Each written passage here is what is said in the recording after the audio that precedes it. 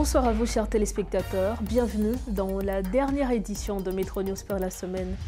Au sommaire de ce vendredi, la mission multinationale risque de ne pas se déployer si les Républicains ne débloquent pas les fonds, redoute l'administration Biden. Parallèlement, seuls 400 policiers kenyans sont prêts à intervenir en Haïti pour le moment.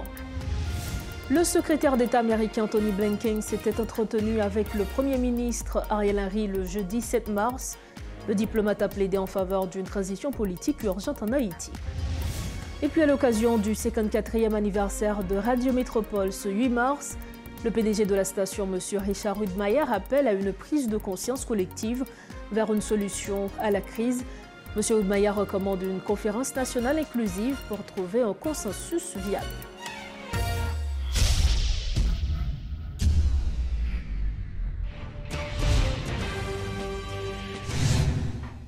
Bonsoir à tous, bienvenue au développement des titres de l'actualité. L'administration Biden a averti les responsables républicains du Congrès qu'un déploiement de force en Haïti ne peut se faire sans le déblocage des fonds américains. Ce différend s'intensifie alors que la situation dans le pays se détériore avec la montée en puissance des gangs. La Maison-Blanche craint que le gouvernement haïtien ne soit renversé par les gangs. Et tout retard dans le déploiement de la force dirigée par la police kenyane pourrait être désastreux. Les responsables de l'administration reprochent aux législateurs républicains d'ignorer leurs demandes de réunion et affirment avoir fourni de nombreuses informations au bureau du Parti républicain. Actuellement, seuls 400 officiers de police sur les 1000 prévus ont été formés et examinés pour leurs antécédents en matière de droits de l'homme. Une exigence légale pour le financement. Bien que le Bénin ait proposé d'envoyer 2000 soldats supplémentaires, leur sélection prendra du temps. Les responsables américains ont confirmé que le déploiement initial de 400 soldats kenyans reste prévu dans le plan international pour renforcer la sécurité et pour analyser le développement des faits. Nous avons l'expert en relations internationales Fritz Dorvilliers comme invité. Professeur Fritz Dorvilliers, bonsoir et merci infiniment d'être avec nous. Bonsoir. Alors la première chose, vous êtes une sommité dans le domaine des relations internationales. Quelles sont les raisons pouvant expliquer les réticences des Républicains à soutenir le projet de la mission multinationale, professeur? Bon, il peut y avoir diverses raisons. N'oubliez pas que le Congrès est très polarisé parce que depuis 1980, on assiste à ce phénomène-là, le phénomène de la polarisation au niveau du Congrès et le phénomène de la partisanerie en fait. Qu'est-ce qu'on constate? On constate que les républicains deviennent de plus en plus conservateurs alors que les démocrates deviennent de leur côté de plus en plus progressistes. Et il y a une forme de stratégie politique en termes de partisanerie, donc ce qui les pousse à voter en bloc. Donc, il n'y a plus véritablement de modérés au niveau du Congrès des États-Unis d'Amérique. De ce fait, le Congrès, étant donné que le Congrès n'est pas trop favorable dans sa majorité au président, donc de ce fait, le Congrès donne beaucoup de difficultés, notamment à la politique, quant à la politique extérieure de la Maison-Blanche. Donc, c'est une rivalité entre le Congrès, le pouvoir législatif, et le pouvoir exécutif, donc le pouvoir législatif qui arrête de plus en plus le pouvoir exécutif en ce qui concerne la politique extérieure. Et quelles peuvent être, selon vous, les conséquences si cela persiste? Nous savons que d'un côté, nous avons besoin de la mission multinationale et le Kenya l'a bien dit. Il ne peut y avoir de déploiement sans le financement de cette mission. Quelles conséquences prévoyez-vous si cette impasse persiste, professeur? Non, mais il y a plusieurs, c'est-à-dire que la relation en matière de politique extérieure, la relation entre le Congrès et la Maison-Blanche n'est pas une relation totalement rigide. L'exécutif a les moyens de contourner, comme il l'a déjà fait à plusieurs reprises, de contourner la barrière du Congrès. C'est-à-dire que, étant donné que en matière de politique internationale, de politique extérieure, le Congrès a à peu près 5 pouvoirs, notamment le pouvoir de législation et le pouvoir financier et fiscaux. Donc, à ce moment, maintenant, le Congrès joue sur son pouvoir financier. d'une manière pour pouvoir financer des opérations extérieures. Parce qu'il ne s'agit pas, étant donné qu'il ne s'agit pas d'une guerre classique à proprement parler, donc l'exécutif américain, s'il le veut bien, peut trouver un moyen pour contourner en quelque sorte l'obstacle du Congrès comme il l'a déjà fait, parce que tout simplement, en vertu de la section 2 de l'article 2 de la Constitution américaine, le président peut décider de procéder à des opérations extérieures en cherchant des moyens pour les financer, sans demander véritablement l'autorisation du Congrès, puisqu'il ne s'agit pas directement d'une guerre conventionnelle, d'une guerre classique. Donc, la Maison-Blanche peut essayer de trouver d'autres moyens pour financer l'opération, soit pour intervenir directement. Parce que ce sera beaucoup plus facile pour la Maison-Blanche de se servir, notamment étant donné que le président américain est considéré suivant la Constitution comme le chef, le commandant en chef des forces armées des États-Unis. Donc, en vertu de cet article-là, de cette section-là, le président peut tout simplement décider d'envoyer directement des troupes, étant donné qu'il y a eu une loi qui a été votée en 2001 autorisant des opérations contre le terrorisme, en quelque sorte, premièrement en Afghanistan, deuxièmement en Irak. Donc, cette loi est toujours presque en application, cette autorisation est toujours d'application. Si la Maison-Blanche n'arrive pas à obtenir le décaissement des fonds pour financer la mission multinationale, que la Maison-Blanche envoie directement des troupes pour pouvoir protéger les infrastructures critiques du pays. Et c'est une alternative qui est très possible, tenant compte de ce moyen que vous aviez dit. Est-ce que cela signifierait que le Kenya n'aura plus besoin de prendre le leadership de cette mission? Non, pas toujours, parce qu'il peut toujours y avoir plusieurs, parce que ce sera une force multinationale. Les États-Unis, bon, certes que les pays occidentaux de plus en plus refusent de participer directement en termes d'envoi de soldats d'infanterie sur les théâtres d'opération de maintien de la paix, mais les États-Unis, il peut y avoir plusieurs forces dans le cadre de la force multinationale. Les États-Unis peuvent avoir aussi quelques troupes sur le terrain sans avoir à demander l'autorisation du Congrès pour les envoyer sur le théâtre haïtien, et aussi pour pouvoir financer de manière indirecte l'opération en Haïti. Donc je crois que si le président Biden, qui connaît très bien cette relation en matière de politique extérieure, puisqu'il a été président du fameux comité des affaires étrangères, la Commission des affaires étrangères au Sénat des États-Unis d'Amérique, qui a tout le pouvoir en ce qui concerne, qui a beaucoup de pouvoir en ce qui concerne les relations extérieures des États-Unis d'Amérique. Donc le président Biden connaît très bien cette procédure-là, donc il peut essayer de trouver un autre moyen, soit d'envoyer des troupes dans le cadre de la loi sur le terrorisme, évidemment s'il considère que la situation en Haïti peut être qualifiée d'une situation de terrorisme, évidemment. À ce moment, il peut directement envoyer des troupes pour pouvoir aider la police nationale à prendre en charge ce problème-là. Donc aujourd'hui, il y a d'autres moyens pour essayer de contourner les réticences des républicains à soutenir ce projet. Merci. Oui, ça c'est du côté, j'allais dire, c'est du côté des États-Unis, mais du côté du Kenya, il y a aussi une autre possibilité du côté de l'ONU. Du côté de l'ONU. Je ne sais pas si j'aurai le temps d'en parler rapidement, parce que tout simplement, même si les États-Unis ne décaissent pas directement les fonds, l'ONU peut avancer ces fonds-là, parce que l'ONU a quand même un budget. Il y a des fonds pour le maintien de la paix. L'ONU peut prendre dans les fonds de maintien de la paix, avancer ces fonds-là, quitte à pouvoir les récupérer par des contributions volontaires par après. Merci infiniment, professeur. Merci pour ces précisions. Au plaisir. Voilà, c'est avec nous l'expert en relations internationales, le professeur Fritz Dorvilliers. Avec lui, nous parlions de la mission multinationale de soutien à la sécurité en Haïti. Autre information, un haut responsable américain a déclaré que le secrétaire d'État américain s'était entretenu avec le Premier ministre Ariel Henry le jeudi 7 mars, plaidant pour une transition politique urgente. Anthony Blinken a discuté avec le chef du gouvernement haïtien de la nécessité pressante d'accélérer la transition vers un gouvernement plus inclusif et élargi. Brad Nichols, haut fonctionnaire du département d'État de son côté, a souligné l'importance d'une réponse internationale à la crise en Haïti, comparant la situation à celle de l'Ukraine ou de Gaza. Des résidents de la capitale expriment leur inquiétude face aux menaces qui pèsent sur le pays. La déclaration des groupes armés, le manque total d'intervention des autorités étatiques et la prolifération des gangs alimentent les craintes d'une crise sociale imminente, selon certains interrogés. Pour eux, les groupes armés qui passent à l'action après chaque déclaration représentent une menace constante pour l'avenir du pays. Ils ne savent pas vers qui se tourner pour trouver de l'aide. C'est un reportage signé Rodolphe Pierre-Louis.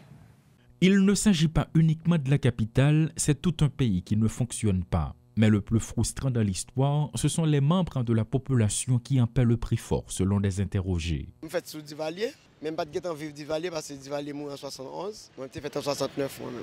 Moi j'ai ça m'a vivre là beaucoup j'aime mon bagage comme ça. Comme c'est nous-mêmes, méta politiciens nous craser pays là. On nous font gens pour nous ouais, si nous cas débarrasser de moun qui fait nous mal yo. Pour nous que si nous-mêmes nous faisons avec le pays. Mais si nous mettons en tant que jeunes, si nous ne mettons pas, c'est grave. Pour ça, moi, je vis là moi-même. Des jeunes professionnels ne savent plus à quel sens se vouer face à la détérioration du climat sécuritaire qui a de fâcheuses conséquences sur la vie nationale. Tout est bloqué. On va dormir en paix là, c'est dans le stress. Avant pays bas, on va encore pour vivre. On va coucher dans la cabane nous, mais les nous dehors nous va en paix. Pour entrer là, vous avez 50 gouttes d'amour. À l'impasse dans laquelle se trouve le pays, rien n'est possible. Nul ne peut prendre une décision pour faire bouger les lignes et par rapport aux menaces qui planent, rien n'est moins sûr. On pense que ça bizarre en pile parce que malgré qu'on doit jouer nos amis, nos amis poches qui bon on petit monnaie pour nous rencontrer parce que on n'a pas capoté pour la caille pour nous rencontrer et sous champ souillé pour un travel. Mais son bail qui vraiment qui bail problème dans ce sens ça parce que ou pas de côté de bon même là on a un petit côté de meilleur façon de jour ou pas un cop pour aller passer. Des citoyens interrogés ne cachent pas leurs indignations par rapport à la situation dans laquelle se trouve le pays, notamment la situation sociopolitique qui affecte tous les secteurs de la vie nationale. Des partis politiques pensent à mettre sur la table des propositions de sortie de crise, mais jusqu'à maintenant, ces propositions sont en discussion, alors que de notre côté, il y a des membres de la population qui n'en peuvent plus par rapport à la dégradation de la situation, l'insécurité, la cherté de la vie, la montée du dollar et maintenant des produits qui sont en manque, notamment l'eau potable ainsi que des produits de première nécessité. Et jusqu'à maintenant, pour tous ces cris d'alarme, il n'y a aucune réponse, ce qui surtout attire l'attention dans les différents témoignages recueillis de la part des citoyens de la capitale.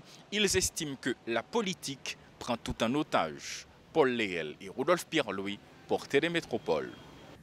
Et puis toujours dans ce chapitre, des déplacés de plusieurs quartiers de la région métropolitaine déplorent être livrés à eux-mêmes dans un contexte d'augmentation de la violence des gangs. À l'absence de mesures effectives des autorités face au développement des actions des groupes armés, la plupart d'entre eux se réfugient désormais dans les locaux du ministère de la Communication et du ministère de l'Éducation nationale au centre-ville. Ils disent opter pour une alternative pouvant leur permettre de retourner chez eux dans les meilleurs délais. La quoi petit, la pluie tombe, pas de côté, il y a grand monde qui malade, il y a des gens petit. Mes amis nous nous faisons n'importe quoi travail, nous courir. Et si on passe là, la pluie a tombé, nous pas de côté pour nous aller. Pour apporter de l'eau pour nous. Nous besoin de manger. Nous pas qu'à faire rien. Ou après l'air tellement fait chaud. Il y a des gens qui font crise, ils n'ont pas qu'à expirer. Ou regardez mes si bagailles nous perdons en bas. Yo soudé en bas, même pièces nous, toutes bagailles nous dans la rue comme ça. Mais l'État faut dire un bagaille pour nous si paysan. Actuellement là, si me dit nous sentons à l'aise et pas vous. Oui, nous livrés. Avec dit là, nous pas grand monde qui diriger nous. Avec dit là nous là, c'est comme si nous là athlète de tête nous. Nous là, c'est nous compte ça pour nous faire. Nous pas manger pour nous manger, nous pas de l'eau pour nous boire. Si moun fête qui tout dans l'espace là, vinn là. Nous avons des gens qui fait un mois, des gens qui fait 2 mois, 3 mois, qui là, maman pas manger pour manger et la maman bal tété. Et nous pas aucun instance qui peut être là pour dire nous qui ça y a fait ensemble avec nous et pas un pays. Faut que nous moun ka ba non petit coup de main parce que n'a souffrir, n'a mouiller en bas la pluie, même manger ti moun yo pas ka manger, nous mandons un coup de main. Organisation ça devait aider nous parce que n'a souffrir en pile, même son artiste regardez misère, regarde côté me tomber kounya. Monsieur pour moun aider, m'pa ka bon comme mes amis, souffrir m'a souffrir là. Parce que nous espace c'est espace l'État, il y a des bagages importants quand l'air, il y a des bagages c'est quand l'air. OK, nous besoin d'espace côté pour nous dormir. Si on a des bagages à faire, on besoin d'espace là, depuis on besoin d'espace là, il y a lever nous pour prendre espace. La récente montée de violence perpétrée par les gangs de la capitale a entraîné une grave pénurie de produits alimentaires et d'eau potable depuis plusieurs jours. Les techniciens de la Direction nationale de l'eau potable et de l'assainissement d'INEPA font face à des difficultés qui empêchent de nombreuses familles d'avoir accès à l'eau. Cette situation préoccupe les responsables, y compris le directeur général de la DINEPA, M. Guito Edouard, qui est sur le plateau de Métro News ce soir. Directeur Guito Edouard, bonsoir et merci en pile parce que sur le plateau, c'est ensemble avec nous. Bonsoir Madame Batermi et je salue tout auditeur et téléspectateurs, téléspectatrices, radio, télévision, métropole. Sur le plateau, ça, pour nous parler de une situation qui c'est en l'autre conséquence de résurgence violence gangue dans le pays, qui c'est problème distribution de l'eau dans le pays, que ce soit au niveau de Pétionville, Tabor, Croix des Bouquets, Delma, Cité Soleil, Carrefour. Et d'ailleurs, on a un rapport qui datait du 6 mars. Nous mettons en lumière la situation. Directeur, est-ce qu'on peut parler nous davantage de situation actuelle au niveau de DINEPA? Effectivement, depuis un bon bout de temps, DINEPA fait face à incapacité pour lui accéder à tous les sites. L'un des sites, c'est source d'eau captée, c'est forage, c'est-à-dire de l'eau que nous prenons en bataille, nous aménageons un espace qui respecte toutes les règles de l'art pour nous faire de l'eau arriver dans le robinet. Et c'est à la difficulté ça que nous faisons face tabac, et pernier, et Croix des Bouquets pour nous faire de l'eau arriver dans le réservoir et faire en sorte que nous traitons les pour le réservoir ça, en fait pour de l'eau ça capable d'arriver dans le robinet. Et nous venons là pour nous demander tout acteur, entendre.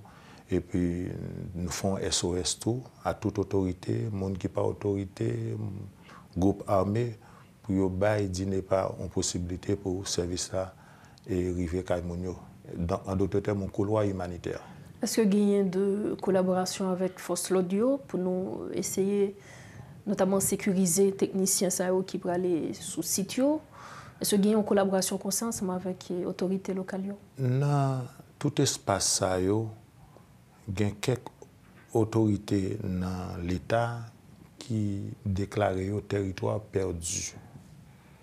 Et nous sommes capables de vivre dans un stade côté que si rien n'est fait, nous sommes capables de gagner la capitale perdue. Donc, nous ne sommes pas capables seulement d'adresser nous à l'autorité, nous devons adresser nous tout à groupe qui armé et qui contrôle l'espace.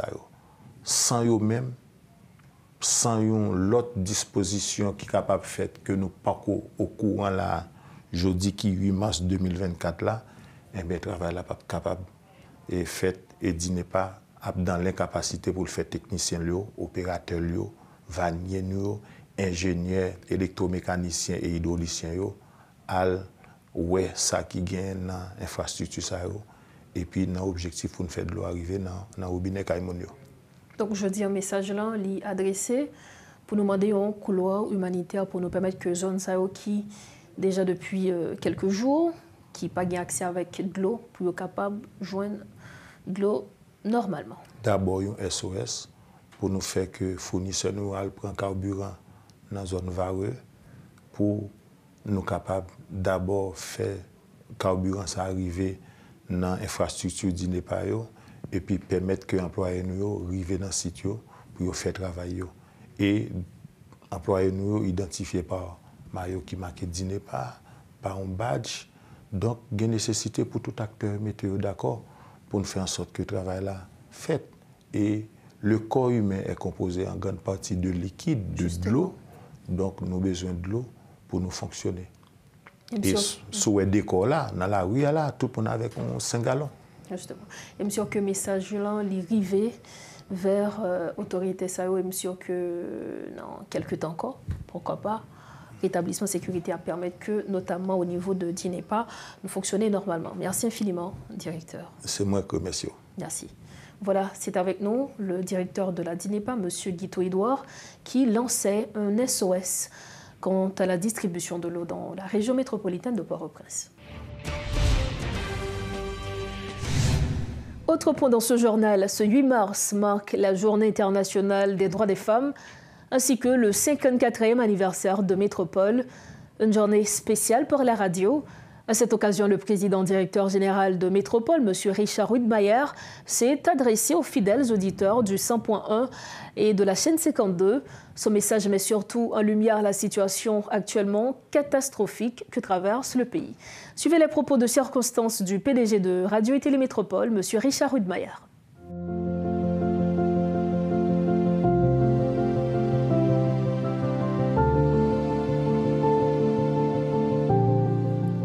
Mesdames et messieurs, chers amis, me revoilà derrière ce micro pour délivrer le discours traditionnel d'anniversaire de Métropole. Cette année, c'est dans un contexte de crise profonde que nous marquerons cette date, car notre pays est en danger. L'année dernière, je relatais déjà dans le discours de circonstance la situation catastrophique du pays. Et cette année, je ne m'attarderai pas à revenir sur la longue liste de nos malheurs, kidnappings, lutte de gangs, les milliers de déplacés, les évasions spectaculaires de prisonniers, les attaques sur des commissariats et maintenant sur des maisons de commerce et des banques, des ports et même des aéroports. Tout cela devient redondant et décourageant. Je ne trouve pas de mots pour traduire les sentiments qui me traversent. Je vacille entre rage, dégoût, impuissance, sentiment de révolte, mais aussi de lâcheté, de résignation ou encore mieux de résilience. Oui, ce mot qui donne toujours bonne conscience. Mais comment est-on arrivé là? Détruire un pays en si peu de temps, là, sous nos yeux? Comment comprendre cette descente aux enfers? Et qui est responsable? À mon avis, c'est trop simple et trop facile de rendre responsables nos dirigeants, de rendre responsables le blanc, l'international ou encore les oligarques. Les réponses à ces questions, on les aura. Mais en attendant, l'heure est grave car l'aide attendue de l'étranger tarde à venir. Alors, chers amis, avons-nous le droit de laisser périr notre pays? À mon avis, il reste encore l'espoir d'une reprise de conscience collective pour un dénouement à la crise. Cette grande majorité silencieuse d'ici et de la diaspora, respectueuse des principes universels, où êtes-vous et qu'allez-vous faire car il est encore temps de sauver Haïti? Et si par un sursaut de patriotisme, les hommes et femmes de ce pays, de l'intérieur et de la diaspora, de tous les secteurs organisés, décidaient de se réunir pour trouver une solution à la crise. C'est le moment d'organiser cette fameuse conférence nationale, mes amis. Ainsi, on pourrait prouver au monde entier que les petits-fils des hommes et des femmes noires et mulâtres qui ont fait la révolution de 1804 sont capables de se gouverner, de s'auto-gouverner, de fonder une nation prospère et de vivre ensemble dans la paix. Je reste convaincu qu'il y a des hommes et des femmes vaillants encore dans ce pays. Il y a des hommes et des femmes compétents, formés, spécialisés dans la diaspora. Il y a des hommes et des femmes dans nos villes de province, des paysans, des agriculteurs qui peuvent se joindre à ce grand Oumblé. Voilà ce que souhaite Métropole pour le pays à l'occasion de ses 54 ans. En dépit de tout, Métropole vous promet de continuer à vous informer de façon objective, impartiale et honnête, afin de répondre à de nombreuses demandes pour plus d'émissions en langue créole. Je prends plaisir à annoncer aujourd'hui, pour très bientôt, une nouvelle émission en créole destinée à tous nos compatriotes d'ici et de la diaspora. Créole, c'est langue pas nous et c'est lui que nous tous comprenons. Alors, Métropole avec nous et à informer nous en créole tout partout sur la planète là, en radio, sous télé et sur Internet. Pour terminer, je présente mes compliments à tous nos collaborateurs qui continuent de travailler avec professionnalisme dans des conditions extrêmement difficiles. Si aujourd'hui encore Métropole garde son niveau d'excellence, c'est grâce à cette équipe formidable, dynamique et courageuse. Alors, messieurs et dames, merci. Je profite de l'occasion pour remercier tous nos commanditaires qui continuent à nous faire confiance. Merci de tout cœur, car c'est grâce à votre support que nous pouvons continuer à œuvrer pour offrir ce qu'il y a de meilleur dans la radiodiffusion. Merci de votre écoute. Que Dieu vous bénisse et que Dieu nous protège.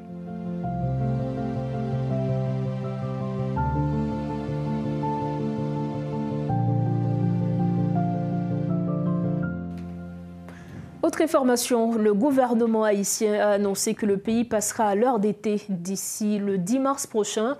L'heure nationale avancera de 60 minutes, passant ainsi de 2 h du matin à 3 h, informe la primature dans un communiqué publié ce vendredi 8 mars 2024. Cette mesure est conforme aux dispositions de l'arrêté présidentiel du 7 mars 2012, précise le communiqué. Il est rappelé aux agents de la fonction publique, du secteur privé et à la population générale que ce changement d'heure est effectué 2 fois par an, respectivement le premier dimanche de novembre et chaque 2e dimanche du mois de mars.